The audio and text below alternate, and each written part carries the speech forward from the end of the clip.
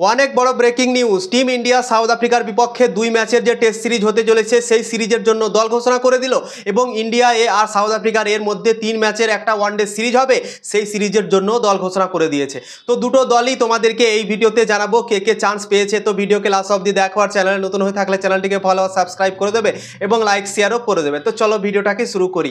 ভারত আর south আফ্রিকার মধ্যে 14 November থেকে টেস্ট সিরিজ শুরু হচ্ছে। 2 ম্যাচের টেস্ট সিরিজ ভারতীয় দল সাউথ আফ্রিকার সাথে খেলবে এবং সেই সিরিজের জন্য ভারতীয় দল 15 মেম্বার টেস্ট স্কোয়াড ঘোষণা করে দিয়েছে।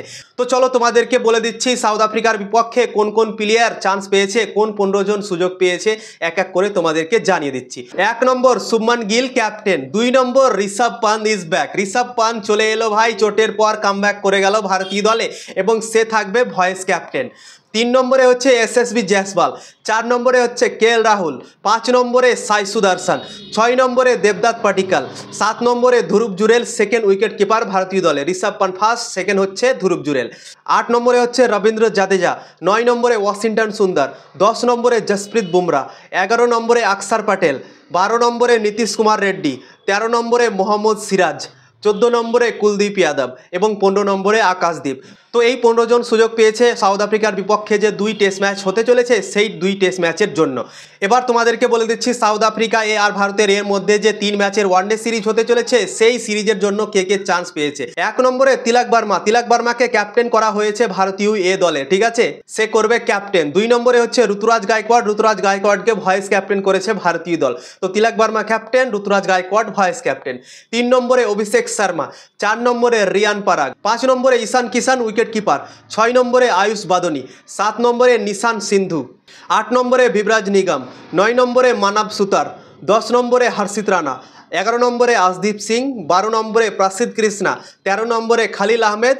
14 নম্বরে প্রাপ সিমরান সিং। তো এই 14 জনকে ঘোষণা করেছে ভারতীয় দল ইন্ডিয়া আর সাউথ আফ্রিকার এর মধ্যে যে ওয়ানডে সিরিজ হতে চলেছে সেই সিরিজের জন্য। তো ভারতীয় দল দুটো দল ঘোষণা করেছে, দুটো দলই কিন্তু অসাধারণ। কিন্তু মোহাম্মদ শামির এখনও কিন্তু বাপসি হয়নি ভারতীয় দলে। মোহাম্মদ শামি দুর্দান্ত পারফরমেন্স করলো, দুটো ম্যাচে 15 উইকেট নিয়েছে। তা সত্ত্বেও ভারতীয় দলের টেস্ট দলে কামব্যাক হলো না মোহাম্মদ শামি। মোহাম্মদ শামিকে এখনও ভারতীয় দল ইগনোর করছে এবং এখনও তাকে সুযোগ দিল না। তো 15 জন ঘোষণা করেছে টেস্ট দলের, সেখানে কিন্তু মোহাম্মদ শামির নাম নেই। আকাশদীপ এর আগের সিরিজটাতে ছিল না, ওয়েস্ট ইন্ডিজ সিরিজে তাকে রাখা হয়নি, কিন্তু আকাশদীপকে কামব্যাক করিয়েছে ভারতের দল এবং সে থাকবে। আর কোনো নতুন নাম নেই। ওয়েস্ট ইন্ডিজ সিরিজে যে প্লেয়ারগুলো খেলছিল সেই প্লেয়ারগুলো কি রেখেছে ভারতীয় দল এখানে টেস্ট সিরিজে। শুধু নতুন নাম একটাই কি ঋষভ পান্ত কামব্যাক করে গিয়েছে চোটের পর। ইংল্যান্ডে যখন খেলছিল ভারতের দল 5 ম্যাচের টেস্ট সিরিজ, সেখানে চতুর্থ টেস্ট ম্যাচে ঋষভ পান্তকে চোট লেগে গিয়েছিল। তারপর ভারতীয় দলে সে আর খেলেনি। কয়েকদিন আগে সাউথ আফ্রিকার বিপক্ষে ইন্ডিয়া একটা টেস্ট ম্যাচ খেলেছিল, সেই টেস্ট ম্যাচটাতে রানও করেছিল ঋষভ পান্ত। তো ঋষভ পান্ত করে গিয়েছে ভারতীয় দলে কামব্যাক ভয়েস ক্যাপ্টেন, ঠিক আছে। তো দুর্দান্ত হতে চলেছে সাউথ আফ্রিকার ভারতের মধ্যে টেস্ট সিরিজ, কেননা সাউথ আফ্রিকা ডিফেন্ডিং চ্যাম্পিয়ন আছে ওয়ার্ল্ড টেস্ট চ্যাম্পিয়নশিপের 2025 সালে তারা জিতে গিয়েছে।